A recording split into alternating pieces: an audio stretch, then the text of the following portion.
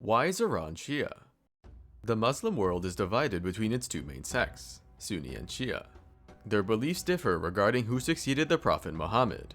The former believe it's Abu Bakr, chosen by prominent Muslims, while the latter believe it's Ali ibn Abi Talib, Muhammad's cousin and son-in-law. However, upon further inspection, we quickly understand Sunnis far outnumber Shias. In fact, of the roughly 50 Muslim majority countries in the world, only 5 are primarily Shia, the largest by far being Iran. But why? To answer this question, we must go back to the 7th century AD. The Sasanian Empire, ruling over this vast territory for over 4 centuries, had been weakened by conflict with the Byzantines and civil war. It was suddenly attacked by the Rashidun Caliphate after Muhammad's death, bringing an end to the empire and the arrival of Sunni Muslim Arabs. However, in the conquest's immediate aftermath, Persian society remained largely unchanged, with its culture, language, and local religion, Zoroastrianism, remaining prominent. Conversion to Islam was slow and worsened after the fall of the Rashidun Caliphate and the rise of the Umayyads, who privileged Arab Muslims over non-Arabs, alienating locals. In fact, it's only much later, with the 749 Abbasid revolution that overthrew the Umayyads, that the Muslim population of Persia truly grew. Ethnic Iranian converts had helped the Abbasids with their revolution, and the Caliphate's capital moved to nearby Mesopotamia, embracing Persian administration and culture. This facilitated conversion, especially after the translation of the Quran, and the Muslim population quickly increased, reaching about 40% by the mid-9th century and nearly 100 by the 11th.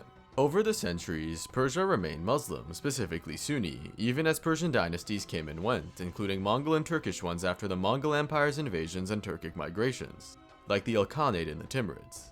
After the fall of the Timurids, Persia was divided, and was reunified under Shah Ismail I of the Safavid dynasty.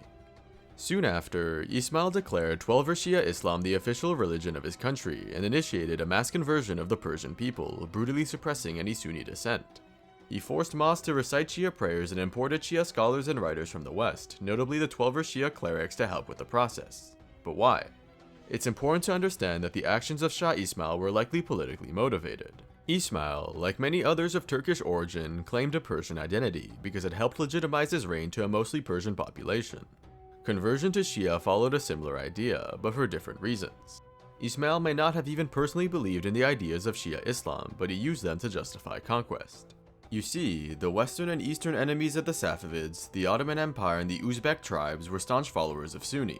Therefore, by placing himself as a Shia rival, Ismail could justify fighting wars against his Sunni neighbors, even installing clerics in recently captured areas. By the end of the 16th century, most of central Persia was Shia, and by the end of the Safavids in 1722, most of modern Iran and nearby Azerbaijan were Shia, which is still the case today.